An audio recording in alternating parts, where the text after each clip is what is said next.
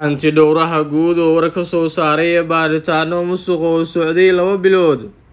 Waxaa ka soo baxay baaritaanadan oo qaadatay muddo 2 bilood ah.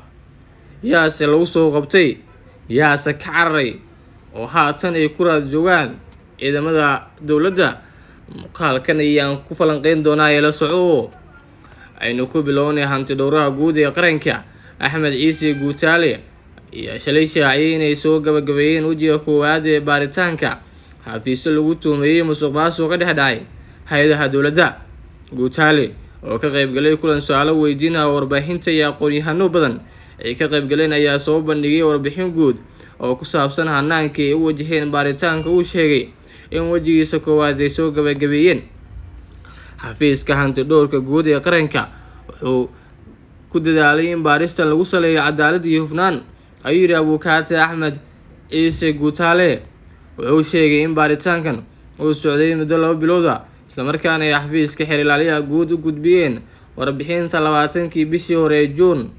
Sida ku cad dastuurka, xafiiska hantidhawraha guud ee qaranka wuxuu u taagan yahay ilaalinta hantida ummadda Soomaaliyeed si madax bannaan oo hufan. Ayuu xafiisku u sameeyay baaritaankan, waxaana u mahadcelinayaa dhammaan xafiisyadii mas'uuliyiinta lagu sameeyay baaritaanka fatashka oo si hufan loo shaqeeyay, ayuu hadalkiisa ku sii daray Guutaale. Sidoo kale hantidhawraha qaranka ayaa faahfaahin ka bixiyay sida ay sharciga u waafajinayaan warbixinada ka soo baxaya xafiiska iyo sida ay ula wadaagaan warbixinadooda hay'adaha fulinta iyo sharci dejinta. Dowladda Soomaaliya ayaa dhowaan bilowday dagaal culus oo ka dhan ah musuqmaasuqa, waxaana xabsiga loo taxaabay qaarkoodna maxkamad loo soo taagay mas'uuliyiin ka tirsan dowladda. Waxaa jirta hadal hayn ah in baaritaan ay ku kooban tahay mas'uuliyiinta xafiisyo hoose oo gaar ah, iyadoo dadka qaar ay dowladda ku eedeynayaan in baaritaanka musuqa aysan daacad ka ahayn. Haddaba maxkamadda ciidamada qalabka sida ayaa la horgeeyay mas'uuliyiin dhowr ah oo markaasi lagu soo qabtay laguna cadeeyay musuqmaasuqa, kuwaasi oo la marin doono sharciga iyo waxa ku qabo, halka kuwa kalena ay ka baxsadeen dalka iyagoo haatan lagu raad joogo, sidoo kalena la horgeyn doono maxkamadda si cadaalad loo muusiyo. Si kastaba, dowladda federaalka Soomaaliya ayaa waxaa ka go'an in gebi ahaanba musuqmaasuqa laga saaro ee hantida dadweynaha loo isticmaalo si hufan, markaasi lagana hortago musuqmaasuq walba oo ku imaan kara.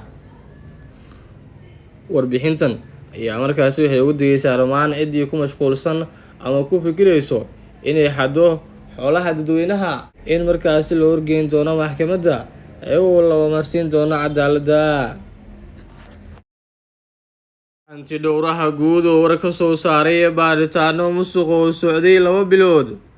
Waxaa ka soo baxay baaritaanadan oo qaadatay muddo 2 bilood ah. Yaase lagu soo qabtay, yaase ka cararay oo haatan ay ku raad joogaan ciidamada dowladda. Muuqaalkan ayaan ku falanqeyn doonaa ila soco. Aynu ku bilownay hantidhawraha guud ee qaranka Axmed Ciise Guutaale iyo shalay shaaciyay inay soo gabagabeeyeen wajiga koowaad ee baaritaanka xafiisyo lagu tuumeeyay musuqmaasuq ka dhex dhacay hay'adaha dowladda. Guutaale oo ka qaybgalay kulan su'aalo weydiinaya warbaahinta iyo aqoon-yahano badan ay ka qaybgaleen ayaa soo bandhigay warbixin guud oo ku saabsan hanaanka ay u wajaheen baaritaanka. Uu sheegay in wajigiisa koowaad ay soo gabagabeeyeen xafiiska hantidhawrka guud ee qaranka.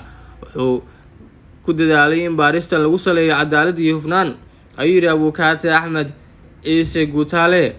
Wuxuu sheegay in baaritaankan uu socday muddo 2 bilood ah, isla markaana ay xafiiska xeer ilaaliyaha guud u gudbiyeen warbixinta 20kii bishii hore ee Juun.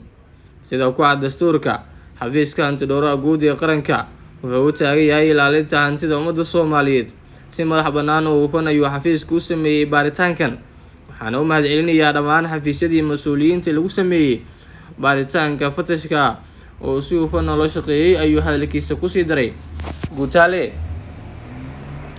Sidoo kale hantidhawraha qaranka ayaa faahfaahin ka bixiyay sida ay sharciga u waafajinayaan warbixinada ka soo baxaya xafiiska iyo sida ay ula wadaagaan warbixinadooda hay'adaha fulinta iyo sharci dejinta. Dowladda Soomaaliya ayaa dhowaan bilowday dagaal culus oo ka dhan ah musuqmaasuqa, waxaana xabsiga loo taxaabay qaarkoodna maxkamad loo soo taagay mas-uuliyiin ka tirsan dowladda.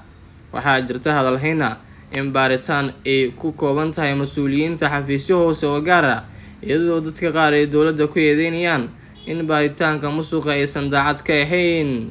Haddaba maxkamadda ciidamada qalabka sida ayaa la horgeeyay mas-uuliyiin dhowr ah oo markaasi lagu soo qabtay laguna caddeeyay musuqmaasuqa, kuwaasi oo la marin doono sharciga iyo waxa uu ka qabo, halka kuwa kalena ay ka baxsadeen dalka iyagoo haatan lagu raad joogo, sidoo kalena la horgeyn doono maxkamadda si cadaalad loo moosiyo. Si kastaba, dowladda federaalka Soomaaliya ayaa waxaa ka go'an in gebi ahaanba musuqmaasuqa laga saaro ee hantida dadweynaha loo isticmaalo si hufan, markaasi lagana hortago musuqmaasuq walba oo ku imaan kara. Warbixintan ayaa markaasi waxay ugu digaysaa dhammaan ciddii ku mashquulsan ama ku fikirayso inay xado xoolaha dadweynaha in markaasi la horgeyn doono maxkamadda iyagoo la marsiin doono cadaaladda.